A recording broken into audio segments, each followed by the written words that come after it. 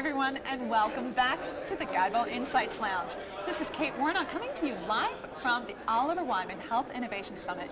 I have a guest that I'm so excited to speak to. This is Joanne Jenkins. She's the CEO of ARP. How are you? Well, I'm great, thank you. Is it more appropriate to say AARP? It is. It's appropriate to say AARP or ARP or whatever makes you feel comfortable. Because what's your tagline on TV that I see you say so often? If you don't know this about AARP, then you don't know ARP. You don't know ARP, all right. So we know that we just got you off the main stage, and I really want to talk to you, really, Joanne, about your approach to aging and what you feel is so important for especially these stakeholders to know.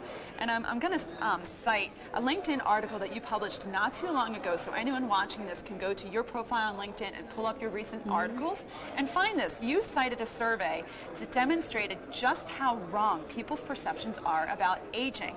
Can you help to set the record straight for us? Absolutely. So we did a survey with 2,600 individuals in the U.S.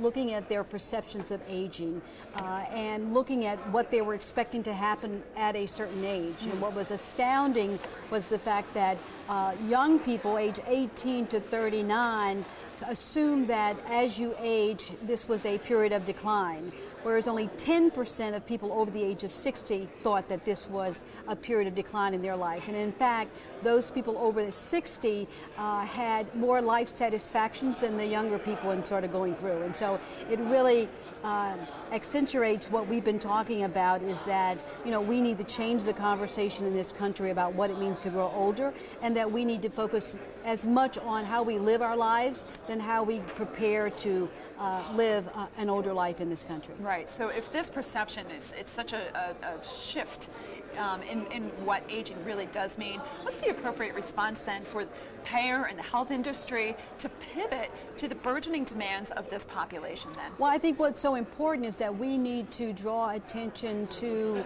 the private sector about the kinds of products and services they're putting in the market.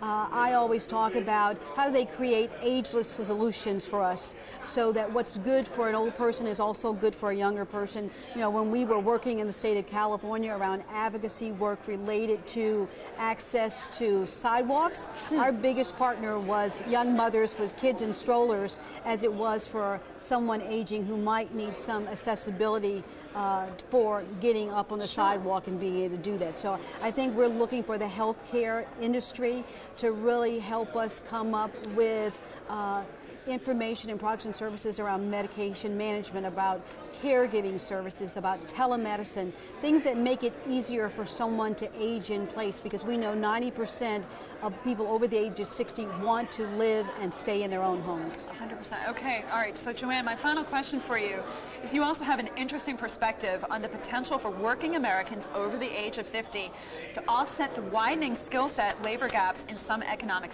sectors, particularly in the health industry. Can you expand on that for us? Sure. I truly believe that, you know, we don't just lose everything we've learned over the course of 50 or 60 years when we turn a certain age, that education, that wisdom brings increased value into the workplace.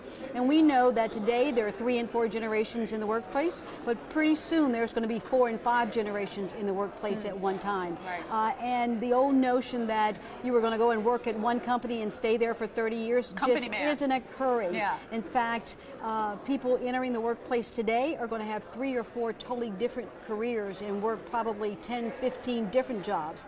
And so how do we use this 50 plus or post 65 workforce to help us address some of the major issues facing this country and shortages in the workforce as it relates to teachers and mentors and healthcare providers, and particularly those jobs in the service industries, because, you know, we want our people to be able to transfer those skills that they've learned in their chosen profession into other areas where there's a shortage of workforce in the future. And how mutually beneficial, not just for the people who would be receiving those services, but for the people providing them. It keeps them active and social and connected. And we know that people who are active and social and have a purpose in life live 7 to 8 years longer than someone who doesn't. And so important that they stay in working and finding that meaning and purpose, whether it's paid or for volunteer work. Right, right. Well, I wanted to make sure that everyone who is watching this live stream knows that Joanne is active on Twitter, and your handle is Joanne_Jenkins. I encourage everyone to click on the hashtag that is in Joanne's bio. It's called Disrupt Aging, which is also the title of your book. And if you click on that, you're going to see all sorts of examples of people who are living lives that prove that survey wrong, that there is so much more to aging than what we might think it means. So I just really wanted to make sure everyone knows that. Great. Thank you for having me. All right. Our pleasure, Excited. Joanne. So thank you for joining us here in the GuideWell Insights Lounge. This is Kate Warnock. We're going to have another interview coming up soon. Keep watching.